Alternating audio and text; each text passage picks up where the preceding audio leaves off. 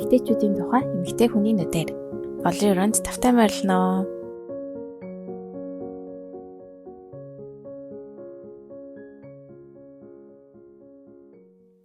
Hi all. Бүгдээрээ сайн сууж ирсэн үү? Болроо. Та бүхэнд уулзаг удсан байна. Бараг сар болцсон уу яасан. Хамгийн сүүлд юу оруулснаа өөрөө ч мартсан сууж байна. Тэр хугацаанд аюулт завгүй байж байгаа подкаста өөрчлөж хийх үү яах вэ? Одоо нэгдүгээр сизон гэж дуусчаад тэгээ жоохон амарч байгаад тэгээ завтай болохоор ахаад хэлэх үү гэд бодож ирсэн. Ямар ч лсэн зүгээр нэг тийм тогтсон цаг хугацаанд подкаст яг ингээд цагт нь гаргаж чадахгүй ч гэсэн яг завтай үедээ ингээд тууштайгаар гаргая гэсэн шийдвэр гаргаад үргэлжлүүлэн подкастаа бичгээр боллоо. Тэгээ тэр хугацаанд болороо юу исэн бэ гэхээр ажилд орсон. Тэгээд би яг өнгөрсөн жилийн 8 сараас ахуулаад яг ажилд орох бэлтжижсэн л та. Тэгээд яг магистраа төгсөж таарад тэгээд мэргэжлэр ажилд орондоо гэд бэлтжиж байгаа. Сая би 2 сард төгсөөд тэгээд шууд ажилд орох боломжтой болоод ажилд орох санал аваад тэгээд яг 3 сарын 1-ээс ажил маань эхэлсэн. Тэгээ одоо мэргэжлэрээ дээд сургууль боловсролын салбараар яг мэргэжлэр судалгааны ажилд ингэж явж ажиллаж эхэлсэн. Тэгээд одоо урд нь бас нэг full time хүүхдээ хардаг ээжсэн бол одоо болохоор working mom болсон.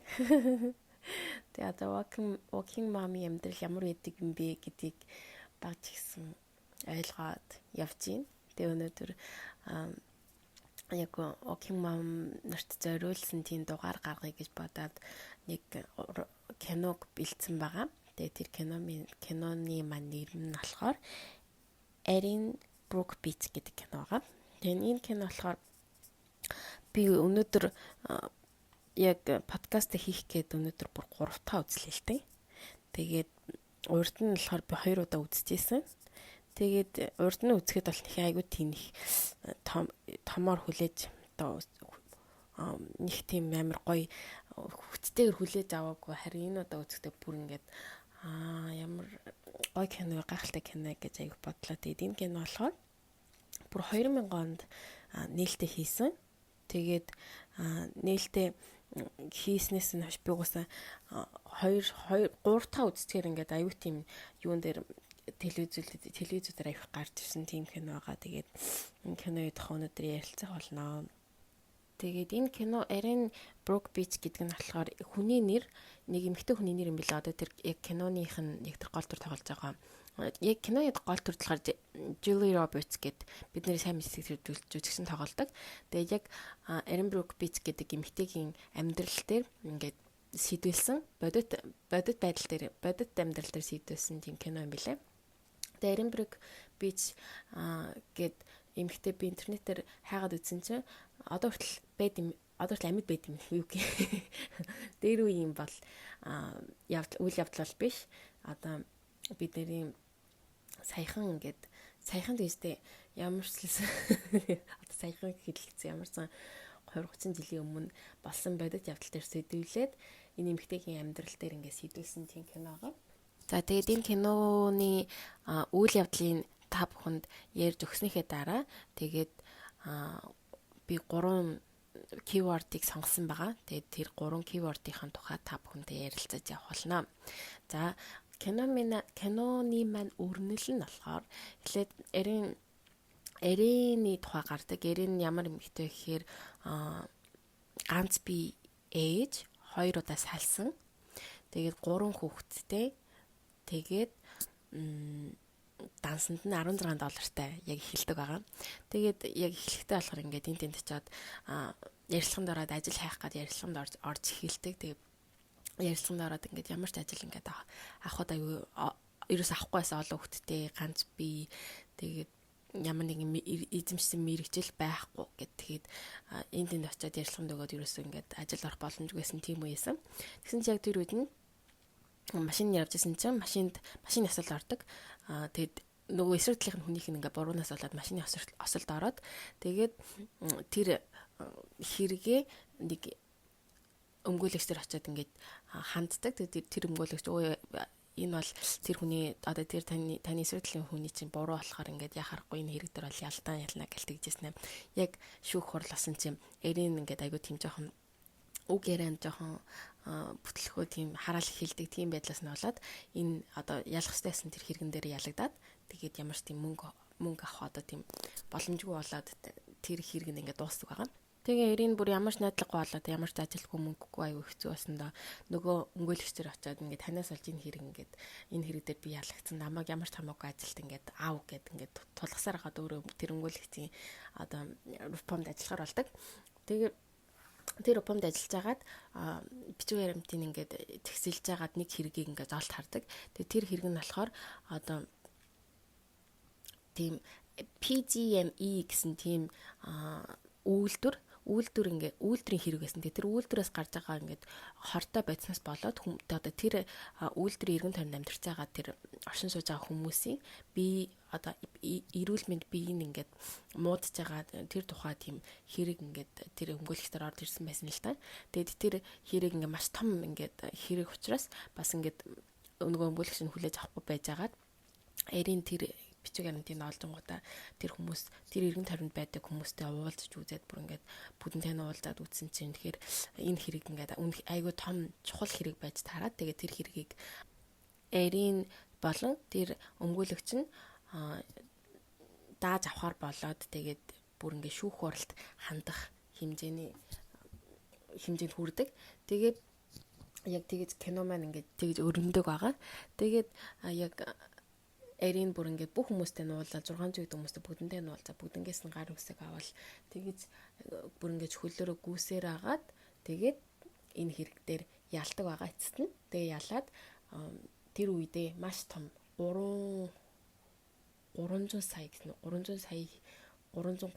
гэлээ ямар ч нэг тиймэрхүү хэмжээний маш өндөр хэмжээний 3 тэрбум 300 сая юм болов ямар ч айгүй тийм өндөр одоо ч гэсэн Америкт тийм хэмжээний одоо тэр нөхөн төлбөр олгодуулсан тийм хэрэг бол байгаагүй гэж тэр кинонд гарчсан. Гэхдээ тэр одоо 2000 оны кино болохоор гэтээ маш их мөнгө ингээд тэр үйлдвэрээс аваад тэгээд тэр бүх хохирлыг ингээд төлөвлөсөн тийм сонирхолтой сэдвийн кино байсан.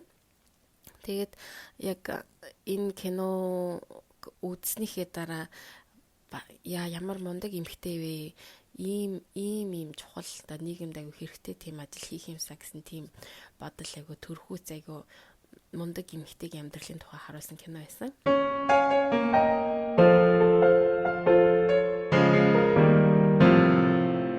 Өнөөдрийн миний сонгож авсан эхний keyword маань болохоор working mom гэдэг keyword-ийг сонголоо. Би дөрөв хэлсэндээ ажилд ороод одоо би 2-7 он жин.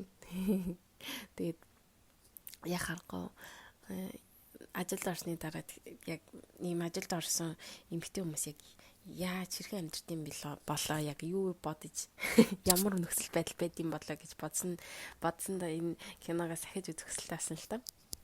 Тэгээд кинон дээр аягүй сонирхолтой хамгийн ихэнд нөгөө нэг эрийн ярьцлага өгөж хэлдэг байхгүй юу. Тэгээд нэг эмнэлгийн байгууллага юм шиг аямарч ярьцлага өгөөд тэрэн дээр ингэж хэлдэг байхгүй юу. Би бол багаасаа ийм чулхыг хүсдэг мөрөдөлтэй байсан л та. Гэхдээ би эхний үедээ гаргаал тэр мөрөдөл маань дууссан л та гэж хэлдэг байхгүй юу нийтдээ. Тэгтээ би надад маш их тийм юу туршлага байгаа. Одоо эмнэлгийн туршлага байгаа. Яагаад гэвэл манай хүүхэд тэгэж өвдөхөд ингэж өвдөхөд би тэгсэн гэл хамт байсан. Тийм болохоор надад эрүүл мэндийн тийм маш мэдлэг байгаа гэж хариулдаг байгаа. Тэгээд тэрнээс харахаар эмэгтэй хүмүүс хүүхэд гаргасны дараа өөрийн тийм хүсэл мөрөөдлөө алдах ч юм уу хүсэл мөрөөдлөөсөө татгалзах ч юм уу яхахгүй тийм байдал ингээд ордог тухай яг хөндөж эхэлсэн байгаа. Тэгээд дараа нь эрийн ингээд ажлаа ингээд маш ингээд идэвхтэй ингээд хийж явах үед ингээд хүүхдүүдийн ингээд 3 хүүхэдтэй нэг нь хэдтэй л 10-тай 8-тай тэгээд нэг нь хамгийн бага 8 сартай тэгэж эхэлдэг. Тэгээд ингээд хүүхдүүдээ өсгөх хэрэгтэй. Тэгээд хүүхдүүдөө харах хэрэгтэй.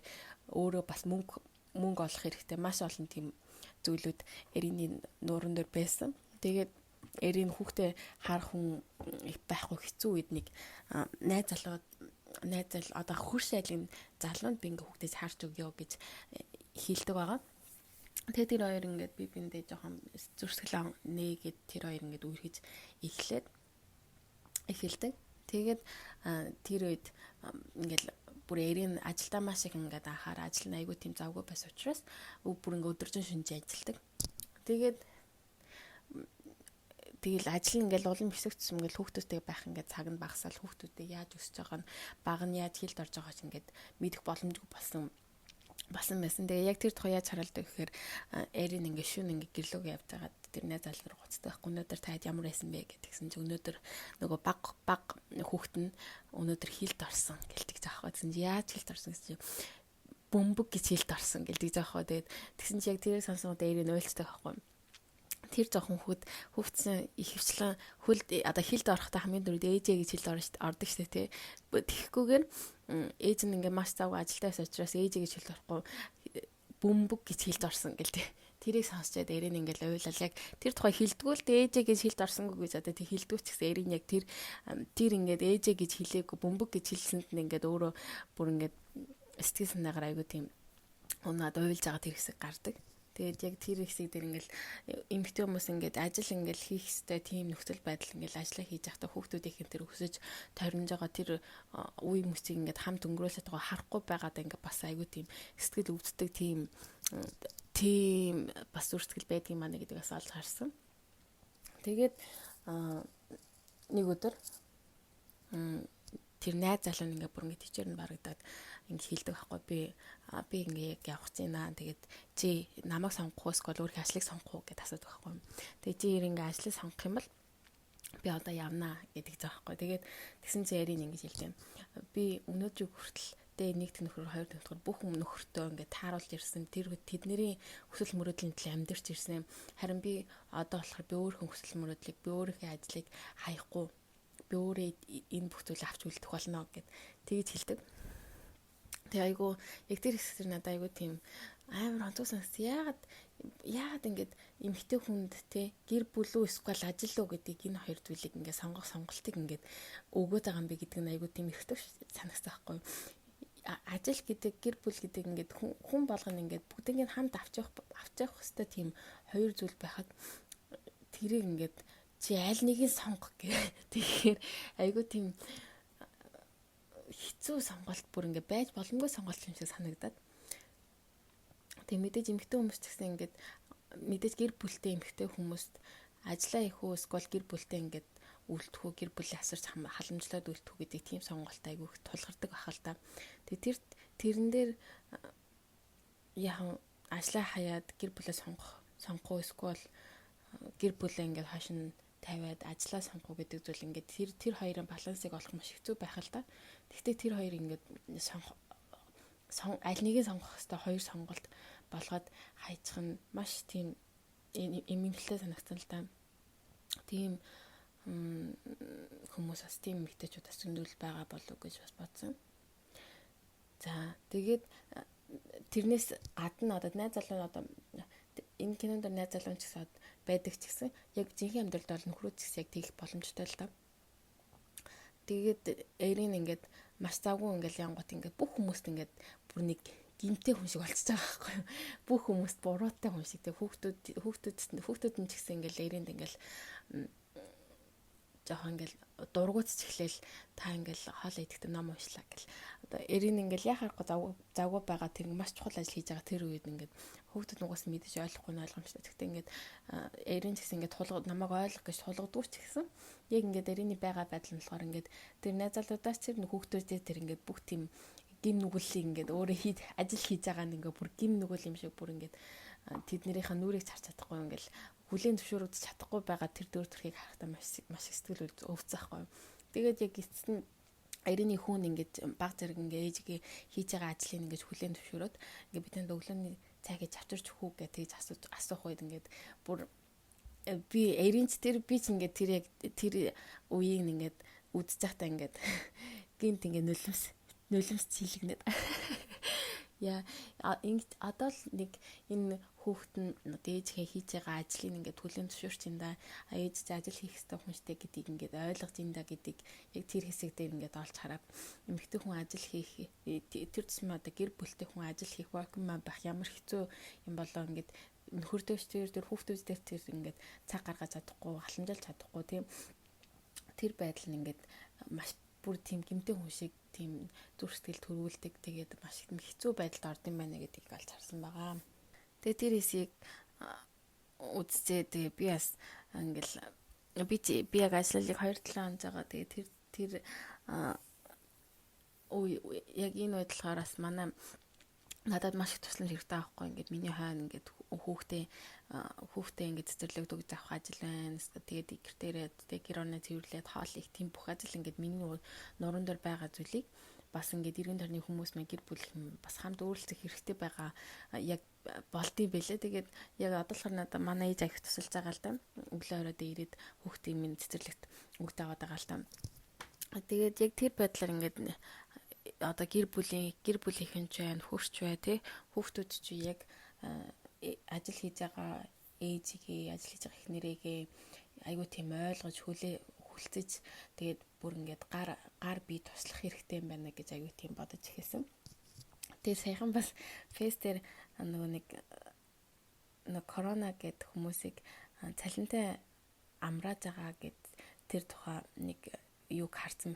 Тэгээд улсын байгууллагад ажилладаг 3-аас дээш хүүхэд нь 10-аас доош настай ч гэлүүд ямар тиймэрхүү эмэгтэйг цалинтай амруулж байгаа гэдгсэн чинь тийм эмэгтэй хүн улсын байгууллагад ажиллаж байгаа мó ер нь гэсэн юмсэн. Тэгээд бодсон чинь нэрэл 3 хүүхэдтэй 10-аас доош насны хүүхэдтэй тийм эмэгтэй хүн улсын байгууллагад ажиллах боломжтой юу гэж бодохоор ажиллах боломжтой болов гэж бас би бас бодож үзлээ. Нэрэл боломжгүй юм шиг. Тэг яагаад тийм боломжгүй гэж бодохоц тийм нийгэмд би ингээд амьдраад байгаа юм болоо гэж бас өөртөө ч сайгууд бодлоо ингээд. Монгол хүмүүс гэсэн мэдээж боломжгүй штэ гэж бодцохоц тийм нийгэмд бид нэр эмэгтэй хүмүүс бид нар ингээд амьдраад боломжгүй штэ гэж бодоол тэг 3 хүүхэдтэй хүн дуртай ажиллаа хийн одоо тэг дуртай өөрхөн мэргэжлэр ажиллана гэдэг чинь боломжгүй гэдэг тийм баригдмал тэгээ тийм нийгмийн одоо үзэл бодол бид нэр ингээд автцсан. Тэгээ тийм байдал бид нэр амьдарч байгаа гэдэг нь бас айгүй тийм өрөвдөлтөй санагдсан л та. Тэгээ хордоо яг ийм байдлаас хордон гарах юмсан нийгэм манч тэр гэр бүл манч тэр ингээд маш хөөрчлөгдөөсөө нэгдээсээ тэгээд гар бие оролцоосоо гэсэн тийм бодол ингээд яхаргуу төрж эхэлсэн байгаа. За дараагийн маань сонгож авсан keyword нь болохоор single mom. Эрийн болохоор кинон дээр single mom та болж тоглодог биш одоо ямар ч бодит амьдрал дээр яг single mom байсан. Тэгээ 2 удаа салсан. Тэгээ 3 хүүхэдтэй ганцаараа ингээд тийжээгээд тийж ингээ өөрөө бас давхар ажил хийх хэрэгтэй. Тэгээд бүх тийм амьдралаа өөрөө үүрч явах хэрэгтэй тийм ганц би эмэгтэй байсан. Тэгээд энэ киноноос бас ганц би эмэгтэйчүүд ямар хэцүү байдаг болтой гэж аяг бодсон л та. Ганц би эмэгтэй гэхээс илүү ганц би ээж хүүхдүүдээ өсгөн дээрэс нь хүүхдүүдэд харах хэрэгтэй гэсэн тийм өөрийн хариуцлага яг зэрэг үүрч байгаа тийм үед яг үнэхээр энэ ээж нар маш хэцүү хүнд амьдрал ингээд ганцаараа тулж явдаг юм байна гэдэгээс олж харсан. Тэгээд Арийн болохоор энэ кинонд болохоор маш тийм зоригтой. Тэгээд бүр ингээд юу ч хийхээс буцахгүй бүр ингээд ямар ч ажлыг хийн гэсэн тийм байдалтай бүр ингээд амьдрал руугаа ингээд ордог байгаа юм. Тэгээд нэг юм инээдтэй хэсэг нь болохоор яг хажууд айлт нь шинэ ингээд хүн ирээд шинэ одоо тэр найз залуу нэг хажууд одоо хөрш олж ирж байгаа байхгүй. Тэгээд хөрш олж ирээд ингээд Эрийн аягүй таалагдсан юм шиг байгаа. Ингээд чи хадаа дугаараа хөцөг гэдгсэн чи Эрийн чи миний яг ямар дугаарыг авмаар байна гэдгсэн чи нэгт нь болохоор 10 гэдэг заахсан. За 10 бол миний том хүүхдийн нас, 2 дахь нь 8 гэл. 8 бол миний 2 дахь хүүхдийн нас. 3 дахь нас 8 гэд 8 бол миний 3 дахь хүүгийн сарна гэд. Надад 3 хүүхэд байгаа. Миний би 2 удаа салсан. Миний даасан тэдэн дүүрэг байна гэл өөрхөн дугаараадыг хэлж байгаа байхгүй. Тэр нь аягүй сонирхолтой санагдсан байхгүй. Тийм гоо чи энэ дугаарыг сонсчоод над руу залгах магадлал бол 0 гэдэг жаана бүр амар айгуу тийм рэп уншиж байгаа юм шиг тэгтээ яг сонирхолтой санагдсан л да. Тэгээд ажил бас хайж байгаа тэр явцууд нь ч гэсэн айгүй сонирхолтой ингээл бүх газар л уцтаал би тэгдэг гэл өөрийгөө айгүй тийм яадаг ч гэсэн надад өөрт нь бол хүүхд ингээл гаргаал хүүхд харснаас илүү ингээд ямар ч тийм туршлага байхгүй ингээд нийгмийн туршлага байхгүй байгааг хараад айгүй өртсөн. Тэгтээ тийм ч гэсэн бүр ингээд амьдралын төлөө бүр ингээд маш тийм хүчтэйгээр тэмцэж байгаа бүр тийм хүч чадал ингээд тэр эмэгтэйс гарч байгааг хараад яг сингл мам нар ч гэсэн яг тийм үнэхээр гайхалтай хүчтэй тийм эмэгтэйчүүд юм байна гэдгийг олж харсан. Тэгээд энэ кинонд яг сингл мам ч гэсэн айгүй тийм эмгтээлэг тэр одоо дүүртэрийг харуулдаг л да. Тэгээд яг энэ Эрин Брокбит гэдэг энэ эмгтээ яг тийм яг ийм хүн байсан үгүй юу гэдгийг сайн мэдгүй. Гэхдээ би яг зургийн нарсан ч одоо Анжелина Жули Робертс энэ кинод гол дүр тоглосон байхгүй. Тэгээд Жули Робертс болохоор бүр ингээд энэ кинон дээр ингээд эхнээс нь дуустал ингээд дандаа дүгплэн өмсдөг ингээл дандаа ингээд жоохон хөө гаргасан тийм ингээд бүр секси хувц өмсдөг. Тэгээд тэр байдал ингээл хүмүүс хараад ямар тийм одоо хөнгөн эмхтэй вэ гэж харахуйц тийм ингээд секси хувц өмсдөг. Тэгээд тэрэндээ болохоор өөрөө бүр ерөөсөө имзэлдэг өөрөө ингээд яг өөрөөхөө ингээд байгаагаа тэр хувцанд ингээд илэрхийлээ. Зүгээр л хин намайг юу харсан яаж харсан би бол байгаагаараа байна гэсэн тийм байдалтайгаа яг харуулдаг байгаа. Тэгээд хүмүүс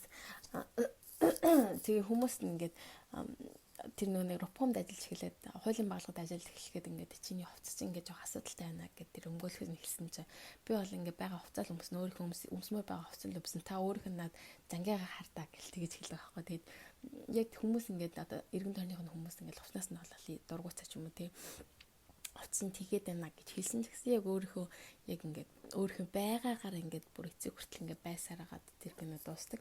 Тэгээд Эрин Брокбит гэдэг энэ эмэгтэйгийн яг одоо бодит зургийг ингээд интернетээс хайж үзсэн чи яг нэг тиймэрхүү аягүй тийм гоо шар устай аягүй гоё эмэгтэй байгаа байхгүй юу.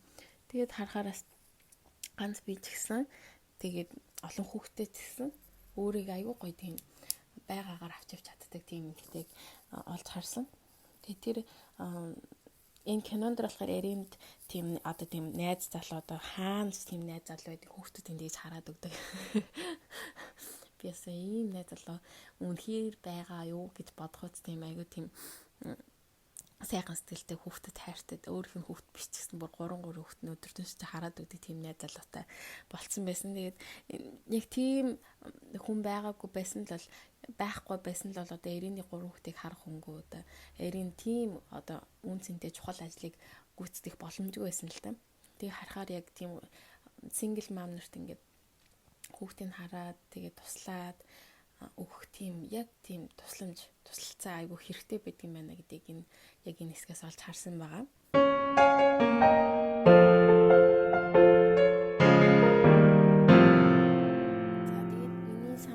Сүүлийн маань keyword болохоор энэ киноны яг тийм сэдвэн байсан байгалийн бохирдлын тухай гаргадаг. Тэгээд энэ 3 дахь keyword маань болохоор байгаль ба хүн гэсэн keyword-ийг сонгож авсан. Маш том сэдвийг сонгож авсан л да. Тэгээд энэ кинон дээр яадаг гэхээр нэг компани гэдэг айгүй сонин нэртэй компани юм аа. Тэгээд тэр компани одоо үйлдвэр нь PG&E гэдэг компани одоо үйлдвэрээс ингээд маш тийм кром гэсэн тийм бохир ис гараад тэгээд тэр үйлдвэр байгаа тэр газрынхаа усыг ингээд ус руу ингээд устыг газарт нь шингээд тэр нь усыг ингээд бохирдуулж исэн байгаа. Тэгээд тэр үйлдвэрийн тэр компани одоо том компани дээр одоо тэр бүх хүмүүс нь ингээд тэр үннийг нуугаад тэгээ нуунгуудаа одоо тэр эргэн тойронд амьдарч байгаа хүмүүс болоо бид нар ямар ч тийм одоо тийм хүний бид муу тийм бодис мас ингээ ялгаруулаагүй байгалыг бохирдуулаагүй харин ч бид нэр ингээ байгальд айгүй сайн тийм бодис ингээд ялгардаг тийм юм бүтээгдэхүүн бид нэр ингээ хэрэгэлдэгэ гэж худлаа хэлээд тэр эргэн тойрныхын бүх ингээд тэр үйлдвэр байгаа эргэн тойрныхын газрууд нь бүгдээр ингээд бохирдоод ус нь бохирдоод тэгээ тэр эргэн тойронд амьдарчсэн ингээд маш олон хүмүүс өвдөд одоо ихэнх хүмүүс нь ингээ хавдар тусаад ихэнх хүмүүс нь хүүхд үргүү болоод зарим эмэгтэйчүүд нь одоо сав ахуулаад тэгээ ингээд айгүй тийм тэр эргэн тойронд амьдарчсэн хүмүүс нь айгүй хөвдөж ингээд өгсөн байгаа байхгүй. Тэгээ тэр нь ингээ бүр ингээ кино шүү дээ. Кино ч гэсэн тэр нь бүр ингээ болсон явдал юм байл л дээ. Тэгээд энэ зүйлийг хараад яг миний ингээ бодсон юу гэхээр хүмүүсийн ингээд одоо тэр үйлдвэр ингээд өөрсдөө хэмт шунлаасаа болоод тийм мөнгө олох гэсэн тэр шунлаасаа болоод ингээд нуугдуулаад тэгмээ ингээд байгаль ингээд бохирдуулаад хүмүүсийн шунал ингээд тэр байгалыг бохирдуулсан байгаа байхгүй. Тэгээд байгаль бохирдсноороо эргээд хүмүүсийг хүн төрөлхтний эрүүл мэнд рүү ингээд халдаж эхэлдэг байгаа л да. Тэгээд яг ингээд одоо ингээд сум заах юм бол эхлээд хүний шунал ингээд байгалыг ингээд бохирдуулаа. Байгаль нь эргээд хүнийг ингээд эрүүл мэндийг хөнөөж идэг тийм айгүй тийм муу тойрог дотор бид нар ингээд амьдраад байгаа юм байна. Бидний ингээд хүн төрөлхтний шунал ингээд энэ байгалыг яаж мухуулах чинь байгаль маань эргээд ингээд хүн төрөлхтний эрүүл мэндийг улам ингээд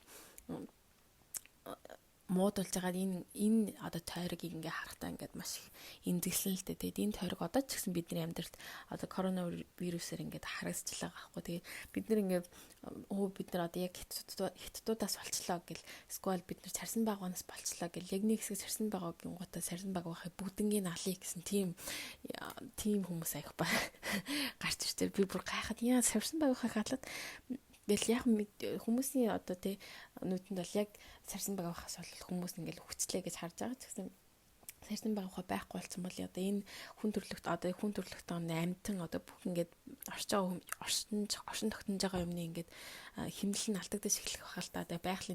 Байгалийн хэмнэл нь алдагдаж эхлэх гэдэг ингээд ерөөсө бодохгүйгээр ингээд устгах чи бүгдийг нь алчиг гэлээ царсан байгаа хаг.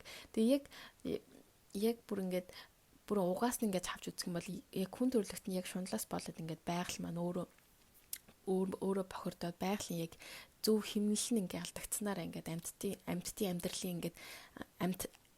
амьдралын яг зөв хэмнэл нь ч гэсэн алдагдаа. Тэр нь бид нар лөө ингээд бас дайраад байгаа тийм бас буруу төрийн хэлсэн дээр буруу яг тийм хэмнэл дотор бид нэг амьдраад байгаа юм байна гэдгийг бас ингээд олж харсан.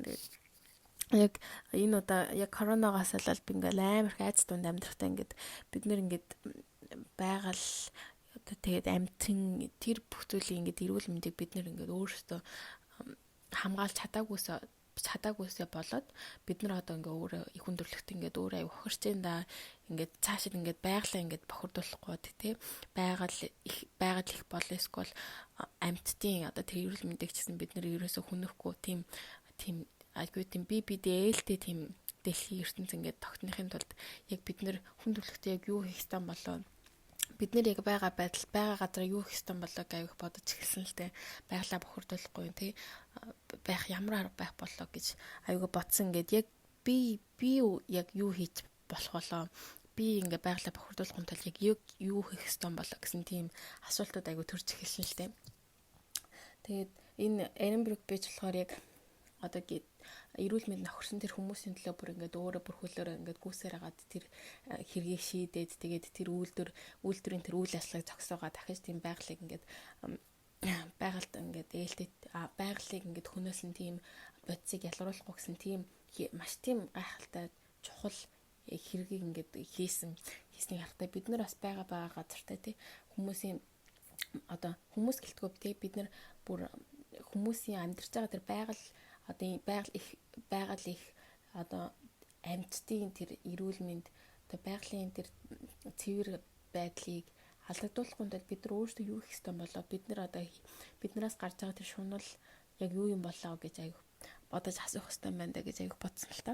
Тэгээд Эринээс бас сурсан зүйлгээл Эрин хэдий ганц биеэж тэгээ single mom, working mom байсан ч гэсэн тий бид нар яг working mom, single mom болоод ирэхээр яг нүдэнд харагдаж байгаа асуудалтай л баригдах гал аяг тавг тий хоол унд одоо эсвэл памперс ч юм уу хүүхдээ асрах ч юм уу яг эсвэл мөнгө төгрөг яг тэр өөрийнхөө эргэн тойрны нүдэнд харагдаж байгаа асуудалтай л ингээл автах гал байдаг бол харин Ирэн нь болохоор бүр нийгэмдээ ингээд өөрийнхөө одоо хэргийг үүрэг хариуцлагыг бүрэн гүйцэтгүүлээд нийгэмд бас хүмүүсийн асуудлыг ингээд хамт шийдвэрлэх гэсэн тийм зорилттой ингээд хөдөлгөөн хийж байгааг харахтаа айгүй тийм урамшсан л та бид нар эмэгтэй хэдий бид нар working mom хэдий юм тэгэхээр single mom ч гэсэн яг нийгэмд яг ингээд өөрсдөө хэрэгтэй зүйлдэг хэрэгтэй талбартаараа хэрэглэгдэх бас ажиллах тийм боломжтой тэгээд үнэхээр хичээвэл үнэхээр чадна гэсэн тийм айгүй тийм зориг Эренбрук бичээс ингээд авах болсон.